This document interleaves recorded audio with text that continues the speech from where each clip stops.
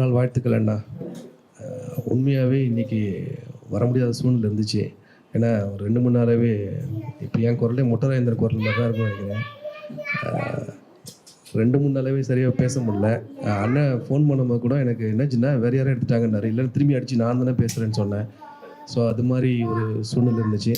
But இருந்தாலும் இப்போ கூட காவேரி ஹாஸ்பிட்டலில் போயிட்டு சரி பக்கம் தானே போயிட்டு வந்தேன். டாக்டர் வர தாமதமாகிடுச்சு. அதுக்காக நான் வருத்தம் தெரிவிச்சுக்கிறேன்.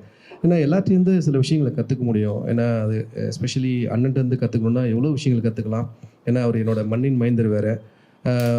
நம்ம சின்ன வயசுலேருந்து நம்ம வர்ற இது வரைக்கும் வாழ்ந்த வாழ்க்கையில் எல்லாமே கற்றுக்கிட்டு தான் இருக்கணும். எதுவுமே நம்ம நாம் சொல்கிறத மற்றவங்க ஏன் கற்றுக்கலன்னு கேட்கவே தேவையில்லை.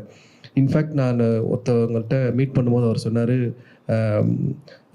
இப்போ நீங்கள் வர லேட் ஆகிடுச்சு, இப்போ நானே லேட்டாக வந்துட்டேன்னு வச்சுக்கோங்களேன், சாரி ஃபார் த டிலேன்னு சொல்கிறதுக்கு பதிலாக தேங்க்ஸ் ஃபார் யுவர் வெயிட்டிங் சொல்லி பழகுங்களேன் அப்படின்னாரு. பட் அதுக்காக நம்ம தவற சுட்டி காட்டக்கூடாது. பொதுவாக சொல்கிறேன், ஒரு வாழ்க்கையில் நம்ம எப்படி மற்றவங்கள்ட்ட பேசணும் பழகணும் அப்படின்றது கூட சில விஷயங்கள் நம்ம மற்றவங்கள்ட்ட கற்றுக்குறோம். அது மாதிரி எவ்வளோ பேர்கிட்ட கற்றுக்கிட்டு இருந்தோம். என்னோடய ஆசான் கவிக்கு அப்துல் ரஹ்மான் சில விஷயங்களை கற்றுக்கிட்டேன் இலக்கியத்தில். அதே போல் அப்படியே படிப்படியாக தொடங்குனா நம்ம இந்திரனையாட்டு கற்றுக்கிட்டேன் சில விஷயங்களை. அதுக்கப்புறம் அண்ணன் கரிகால்கிட்டேருந்து ரொம்ப அதிகமாக கற்றுக்கிட்டேன். ஏன்னா நம்ம படைப்பு தொடங்கின காலத்துலேருந்தே அண்ணனோட தான் பயணிச்சுட்டு வரோம். ஸோ அவரோட வழிகாட்டுதல் ரொம்ப அழகாக இருக்கும். ஏன்னா அவரோட பார்வை, அவரோட சிந்தனை எல்லாமே பொது உடைமை நோக்கி, அந்த மார்க்சியம் நோக்கி போகிறதால அது ரொம்ப எனக்கு அவருக்கு ஒத்து போச்சுன்னு நினைக்கிறேன். ஸோ அதனால் என்னுடைய இந்த கடந்த காலங்களில் ஒரு 10-11 ஆண்டுகளாக இலக்கியத்தில் நான் இவ்வளோ விஷயங்கள் சாதிக்கிறேன்னா அதில் அண்ணன் போன்ற ஒரு மிகப்பெரிய ஆளுமைகளோட அரவணைப்பும் கண்டிப்பாக அந்த ஐடியாவும் ரொம்ப முக்கியமாக இருந்துச்சு. ரொம்ப தேங்க்ஸ்ண்ணா. இந்த நன்னாளில் ரொம்ப உங்களோட பேர குழந்தை ப்ளஸ் மகன் கார்கி, ஸோ அதுபோல் அண்ணி மிஸ்ஸிங்னு நினைக்கிறேன். ஓகே. ஸோ அதுபோல் இலக்கிய நண்பர்கள் முக்கியமாக எல்லாமே தெரிந்த முகங்களாக இருக்குது. ஸோ எல்லோரும் வந்திருக்கீங்க அவரோட வாழ்த்தை தெரிவிக்கிறதுக்காக. ஆனால் எல்லோருக்கும் நன்றி. ப்ளஸ் அண்ணனுக்கு ஸ்பெஷல் பர்த்டே டுடே.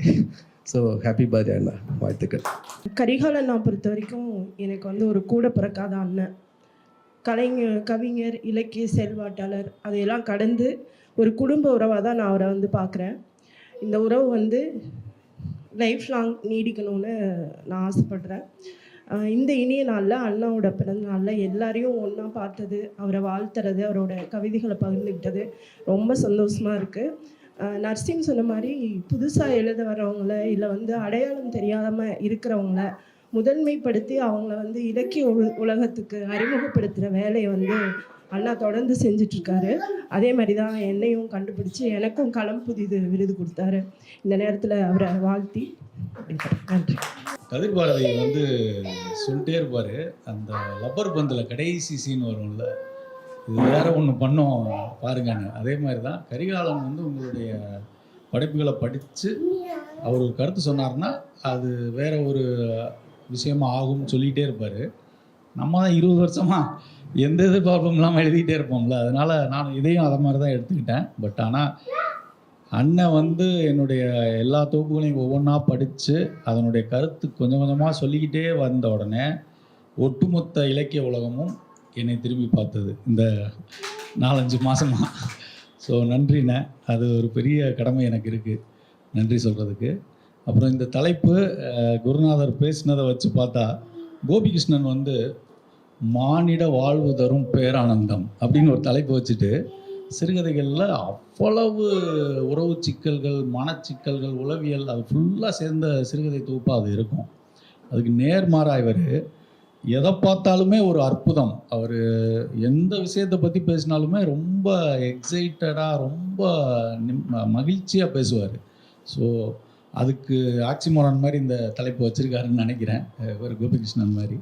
ஸோ அவர் எப்போ பேசினாலுமே ஒரு மிக உற்சாகமாகவும் அடுத்து என்ன, வாட் நெக்ஸ்ட், அடுத்து என்ன பண்ணலாம், இதை பண்ணலாம் அதை பண்ணலாம் அப்படின்னு ஒரு பயங்கர துருதுருப்போடையும் சுறுசுறுப்போடையும் இவர் வயசில் நம்ம இப்படி இருக்கணும் அப்படின்னு நமக்கு ஒரு உந்துதலாகவும் எப்பயுமே பேசுவார். அதாவது ஒரு சில சமயம் கொஞ்சம் சோர்ந்து பேசுவோம், ஒரு சில சமயம் உற்சாகமாக பேசுவோம். அவர் இது வரைக்கும் நான் எப்பெல்லாம் பேசியிருக்கேனோ அப்போல்லாம் அதே உற்சாகத்தோடு பேசியிருக்காரு. இதே உற்சாகத்தோடு இன்னும் 100 ஆண்டு வாழ்க. நன்றி. Life is full of paradox. இந்த வாழ்க்கை அப்படின்ற வார்த்தைக்கு 2 பக்கமும் கொட்டேஷன் மார்க் போட்டிங்கன்னா அதுக்கு ஒரு மீனிங் வேறு மாதிரி போகுது. வாழ்க்கை பக்கத்தில் ஒரு புள்ளி வச்சிங்கன்னா அதுக்கு ஒரு மீனிங் வருது. வாழ்க்கை அப்படின்னு ஒரு ஆச்சரியக்குறி போட்டிங்கன்னா அதுக்கு ஒரு மீனிங் வருது. கேள்விக்குறி போட்டிங்கன்னா அதுக்கு ஒரு மீனிங் வருது. இந்த மாதிரி பல பேரடாக்சஸ் கொண்டது தான் நம்மளோட வாழ்க்கை.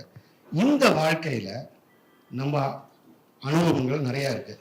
அந்த அனுபவங்களை ஞாபகம் வச்சு அதை பதிவும் பண்ணி தனக்கு மட்டும் இல்லாமல் அடுத்தவங்களுக்கும் அது போய் சேரணும்னு சொல்லிட்டு தன்னுடைய சிந்தனைகளை எழுத்தா மாற்றி இன்னைக்கு அமைச்சு கொண்டிருக்கிற நம்மளுடைய கவிஞர் கரிகாலனுடைய பிறந்தநாள். அவருக்கு மிகப்பெரிய வாழ்த்துக்கள்.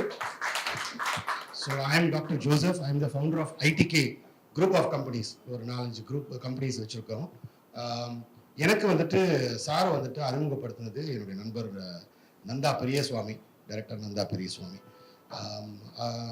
அவர் மூலிமா வந்துட்டு அவரும் ஒரு நல்ல சிந்தனையாளர். அப்போ அவர் இன்ட்ரடியூஸ் பண்ணுறவங்களும் அப்படி தான் இருப்பாங்க அப்படின்ற ஒரு எண்ணத்தோடு தான் அவரை போய் மீட் பண்ணுறேன். மீட் பண்ணுறப்போ சாதாரணமாக பேசிட்டு இருந்தது அவ்வளோ டீப்பாக உள்ளே போகிறோம். அப்போது அவருடைய எண்ணங்கள் வந்துட்டு அதில் வந்துட்டு அவ்வளோ தெளிவாக அவரோட சிந்தனை எப்படி இருக்குது அப்படின்றது நீங்கள் புக்கில் பார்க்குறப்போ அதில் நேரில் பேசுகிறப்போ அது வித்தியாசமான ஒரு பரிமாணமாக இருந்தது. ஸோ அதுவும் ஒரு டிஃப்ரெண்ட்டான ஒரு இதாக இருந்தால நிறைய ரொம்ப எளிதாக, அதாவது ஒரு சாதாரண மனிதன் கூட அதை ஈஸியாக புரிஞ்சுட்டு அதனுடைய அர்த்தத்தை எடுத்துகிட்டு போய் அதை வந்து வாழ்க்கையில் வந்து யூஸ் பண்ணுற அளவுக்கான எழுத்துக்கள் அவருடையது. ஸோ அந்த மாற்றம் அவருடைய நிறுவனமே களம் புரியுது அப்படின்னு பார்த்தீங்கன்னா அவ்வளோ பியூட்டிஃபுல்லான ஒரு நேம். நான் லாஸ்ட் இதுலேயும் ஐ ஹேட் தி ஆப்பர்ச்சுனிட்டி. நாங்கள் லாஸ்ட் பர்த்டே வந்துட்டு வேற ஒரு இடத்துல வந்துட்டு நாங்கள் இது பண்ணியிருந்தோம். ரொம்ப அருமையாக இருந்தது. நிறைய நண்பர்கள் வந்திருந்தாங்க. அந்த ஒரு கண்டினியூஷனில் இந்த வருஷமும் பண்ணுறது வந்துட்டு எங்களுக்கு ரொம்ப பெருமையாக இருக்குது. அதுக்கு எங்களுக்கு ஆப்பர்ச்சுனிட்டி கொடுத்ததுக்காக மிக்க நன்றி கரிகாலன் சார். அண்ட் உங்களை அனைவரையும் அவருடைய சார்பில் மட்டும் இல்லாமல் அவருடைய நண்பர்கள் சார்பாக உங்களை இங்கே வரவேற்கிறது மிக்க மகிழ்ச்சி. எனக்கு வந்துட்டு சிந்தனையாளர்கள் மத்தியில் இருக்கிறது எனக்கு ரொம்ப பிடிக்கும். So I am very excited. யார் என்ன விஷயங்கள் நீங்கள் பகிர போகிறீங்க அப்படின்றத எனக்கு ரொம்ப அவளோட காத்துட்ருக்கிறேன் நான்.